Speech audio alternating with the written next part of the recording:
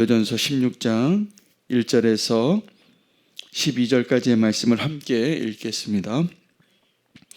성도를 위하는 연보에 관하여는 내가 갈라디아 교회들에게 명한 것 같이 너희도 그렇게 하라. 매주 첫날에 너희 각 사람이 수입에 따라 모아두어서 내가 갈 때 연보를 하지 않게 하라. 내가 이를 때에 너희가 인정한 사람에게 편지를 주어 너희의 은혜를 예루살렘으로 가지고 가게 하리니 만일 나도 가는 것이 합당하면 그들이 나와 함께 가리라. 내가 마게도냐를 지날 터이니 마게도냐를 지난 후에 너희에게 가서 혹 너희와 함께 머물며 겨울을 지낼 듯도 하니 이는 너희가 나를 내가 갈 곳으로 보내어 주게 하려 함이라. 이제는 지나는 길에 너희 보기를 원하지 아니하노니 이는 만일 주께서 허락하시면 얼마 동안 너희와 함께 머물기를 바람이라. 내가 오순절까지 에베소에 머물려 함은 내게 광대하고 유효한 문이 열렸으나 대적하는 자가 많음이라. 디모데가 이르거든 너희는 조심하여 그로 두려움이 없이 너희 가운데 있게 하라. 이는 그도 나와 같이 주의 일을 힘쓰는 자임이라. 그러므로 누구든지 그를 멸시하지 말고 평안히 보내어 내게로 오게 하라. 나는 그가 형제들과 함께 오기를 기다리노라. 형제 아볼로에 대하여는 그에게 형제들과 함께 너희에게 가라고 내가 많이 권하였으되 지금은 갈 뜻이 전혀 없으나 기회가 있으면 가리라. 아멘. 하나님의 말씀입니다. 이제 고린도전서 첫 번째 바울의 편지가 끝으로 향하고 있으면서 이 바울이 자기의 계획을 나누고 있습니다. 어떠한 일정을 가지고 있고 어떠한 것을 부탁하고 있는데 이 모든 것들의 내용들 가운데 오늘 우리가 좀 붙잡기를 원하는 것은 우리는 어떻게 준비된 자로 주님의 일에 동력할 수 있는가입니다. 그러므로 하나님 우리에게 주신 그 기회들, 소중한 기회들을 놓치지 않기 위하여 우리는 준비한 자로 그 일들을 대할 필요가 있습니다. 저는 예배를 드릴 때마다 준비하는 일이 꼭 필요함을 절실하게 느낄 때가 많습니다. 예배가 너무나 소중한 자리인데 준비하지 않고 그 예배에 참석하면 그냥 내 상황과 컨디션과 내 느낌에 따라서 너무나 굴곡이 심합니다. 그러나 준비된 예배자는 늘 주님을 만납니다. 주님께 늘 은혜를 경험할 수 있는 그 모습으로 주님을 만나고 주님이 그렇게 부어주시는 것을 봅니다. 그릇을 준비하는데 깨진 그릇으로 나오는 게 아닌 것이죠. 잘 준비되어진 그릇에 은혜를 담을 수 있기 때문에 그렇습니다.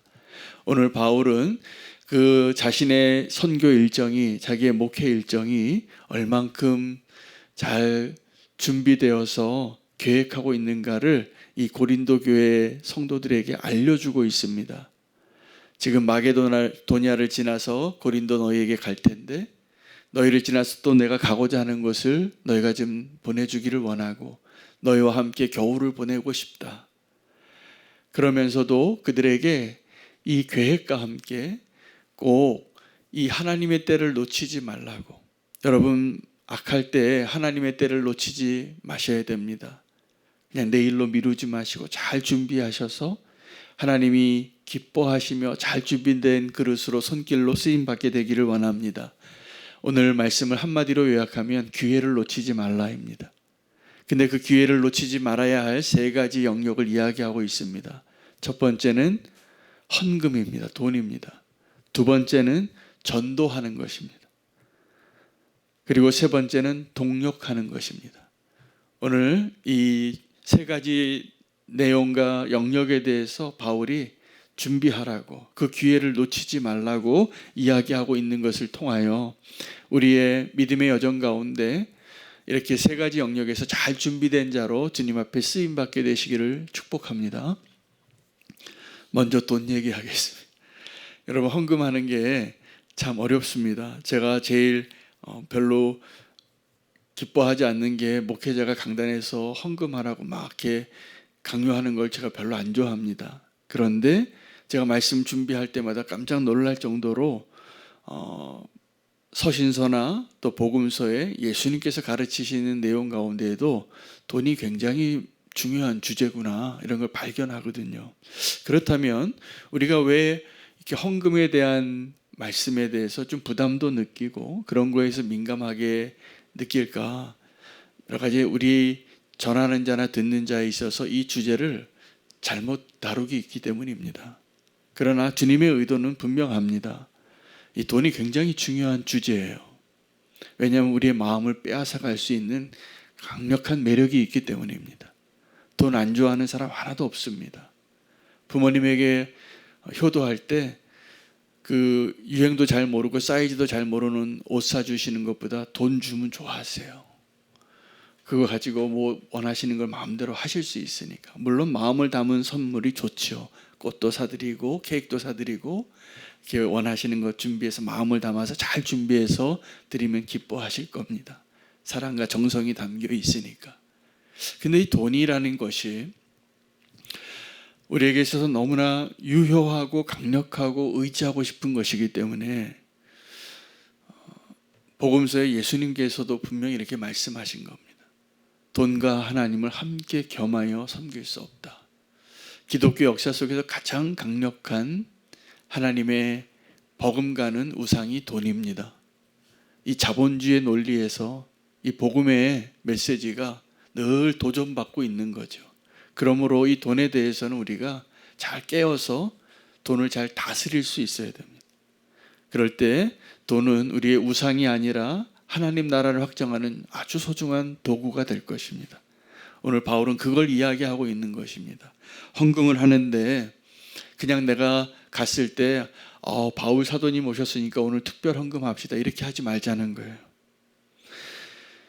바울은 이 고린도 교회 성도에게 뿐만이 아니라 갈라디아 교회에도 동일한 원칙으로 헌금에 대해서 요구했습니다. 준비한 헌금을 하라고. 자, 그 날이 언제냐면 매주 첫날에 너희가 각 사람이 수입에 따라 너희가 모일 때 그 헌금을 잘 준비하라는 겁니다. 내가 갈 때 연보하지 말고 매주 첫째 날, 이 매주 첫째 날이 월요일이 아니라 주일입니다. 그러니까 예배할 때 헌금할 때 하나님께 드리는 마음으로 헌금을 잘 모아둬서 특별히 목적 헌금을 하라는 거죠. 그리고 너희가 신뢰할 만한 사람이 인정할 만한 사람에게 편지를 주어서 그 사람을 통해서 그것을 가져가게 하라. 그런데 내가 필요하면 같이 가주겠다.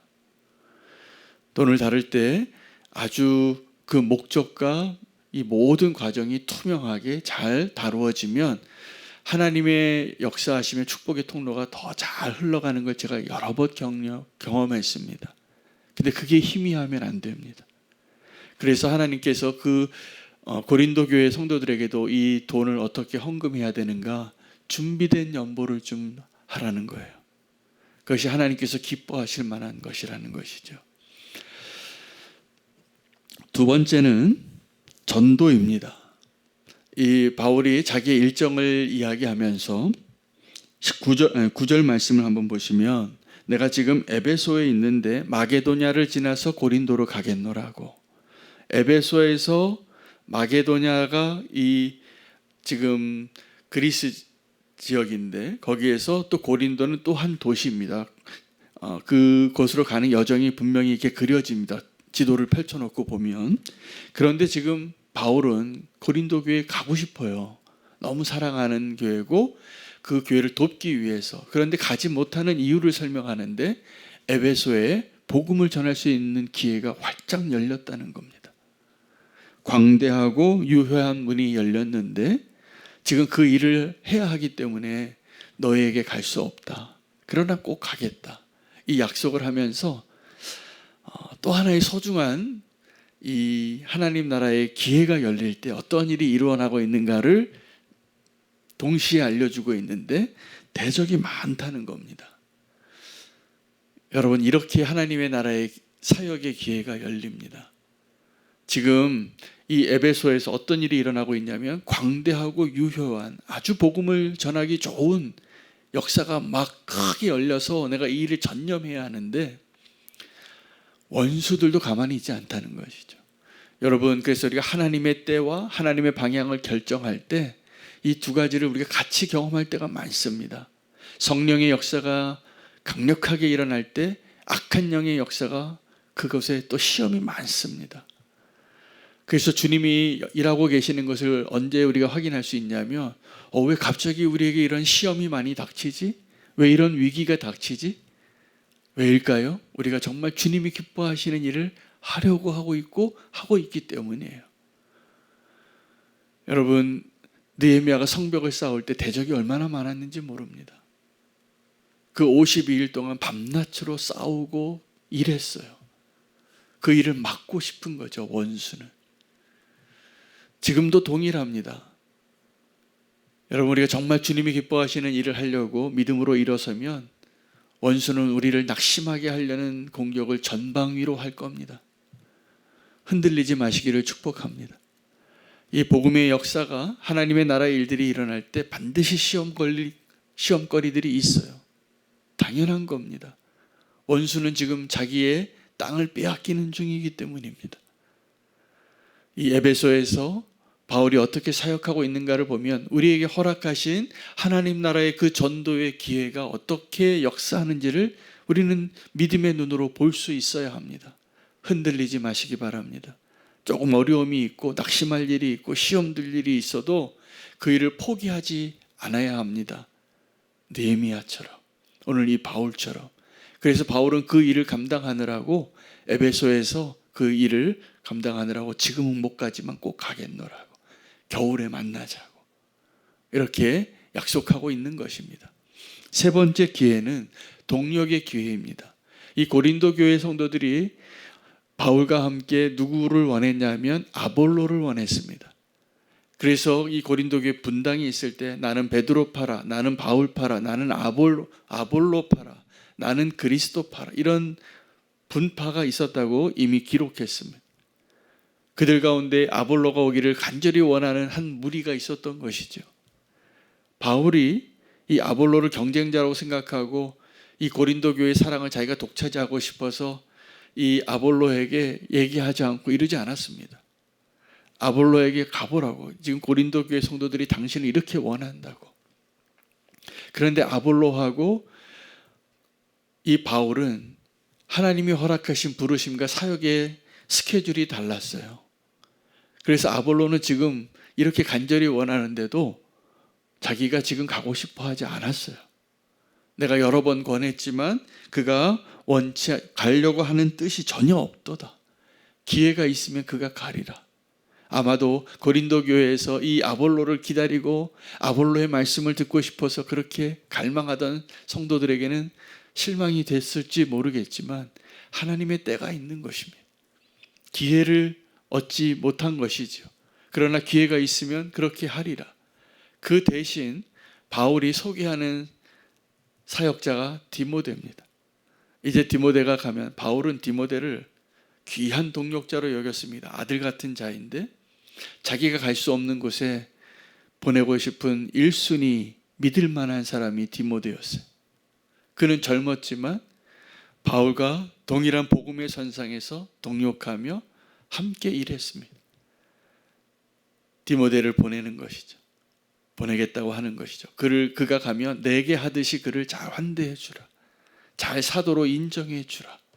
이렇게 부탁하는 것입니다. 기회를 놓치지 마시기 바랍니다. 오늘 돈과 전도의 기회와 또 동력의 기회, 이 세 가지 영역에 있어서 동일하게 그 기회를 놓치지 말고 준비된 자가 되라고 주님은 우리에게 말씀하고 계시는 오늘 이 본문이 되겠습니다. 여러분, 마지막에 주님이 오실 때에도 그 기회를 놓치면 안 됩니다. 어떻게 온다고요? 도적같이 오는 겁니다. 그러나 깨어 있으면 그 기회를 잡을 것입니다. 열처녀의 비유처럼 마지막 때가 온다, 그날이 올 것이다 계속 알려주어도 깨어 있지 않고 기름을 준비하지 않고 있으면 그 기회를 잡을 수 없는 것입니다. 어리석은 그 5 처녀들은 기름을 준비하지 않고 있었던 것이죠. 저와 계속 이 예수 동행 일기를 쓰고 있는 목사님 가운데 한 분이, 이분이 너무 귀하게 목회를 하시는데 평소에는 카페를 하세요. 일을 하시는 거예요. 조그만 교회를 개척하셔서 너무나 행복하게 아름답게 건강한 교회를 세워가고 계십니다. 근데 이 목사님의 일기를 보면 제가 너무 재미있어요. 아, 이렇게 동행하시고 계시는구나, 이런 걸 느끼는데, 어제자 일기에 이렇게 쓰셨어요. 이 목회도 하고 커피도 팔고 빵도 굽고 이런 게 얼마나 힘듭니까? 거기다가 그 카페 사장님은 사모님이에요. 그 사모님이 그 눈치를 보는 아르바이트생 같다고 늘 그렇게 쓰면서 일을 하는데, 그 목사님이 어제는 그렇게 내용을 쓰셨더라고요. 너무 피곤하니까 이제 좀 쉬려고 하고 좀 앉으려고 하고 성경이라도 한 구절 읽으려고 그러면 꼭 그때 손님이 온대요. 그래서 그 경험을 이렇게 쓰셨더라고요. 아, 내가 잘 깨어 있으라고, 주님이 오시는 날도 그렇게 올 거라고, 주님이 오실 때 내가 열심히 일하고 있어야 되는데 내가 좀 다리 뻗으려고 쉬고 이렇게 게으름 피고 요령 피고 그때 주님이 오실 수 있겠구나, 이걸 깨달으셨다는 거예요. 그렇게 열심히 사역하고 목회하시면서. 여러분, 우리도 그렇습니다. 기회는 준비된 자에게 허락되어지는 겁니다. 지금도 기회를 주시죠. 그러나 기회가 와도 우리가 잡을 수 있을까요? 어렵습니다. 준비하지 않으면. 기회가 올 때 우리가 그 기회를 잡을 수 있도록 깨어있고 준비하고, 오늘 재정에 있어서 또 전도에 있어서 동력에 있어서 준비되어진 자로 주님과 함께 그 길을 가기를 원합니다. 주님이 오셨을 때도 주님은 준비하시는 분이셨어요. 그래서 우리가 회개 안 하고 완악한 마음일 걸 아셨기 때문에 우리의 마음을 준비시키시려고 세례 요한을 먼저 보내시는 거예요. 저도 오늘 이 말씀이 누군가에게 어떠한 일에 있어서 저와 여러분을 준비시키고자 하는 하나님의 메시지라고 저는 믿습니다. 준비하시기 바랍니다. 준비되시기를 바랍니다. 은혜의 때가 옵니다. 하나님이 역사하시는 때가 지금 곧 다가올 것입니다. 오늘 저녁에 주님이 오실 수도 있습니다. 깨어 있으시기 바랍니다. 그리고 준비하시기 바랍니다. 그때 주님이 우리를 통하여 놀라운 일들을 이루시고 우리를 사용하실 것이 분명합니다. 준비되어진 예배자, 준비되어진 동력자, 준비되어진 전도자, 준비되어진 후원자 되시기를 바랍니다. 하나님이 저 여러분을 아름답게 쓰시기를 축복합니다. 오늘 이 말씀 붙잡고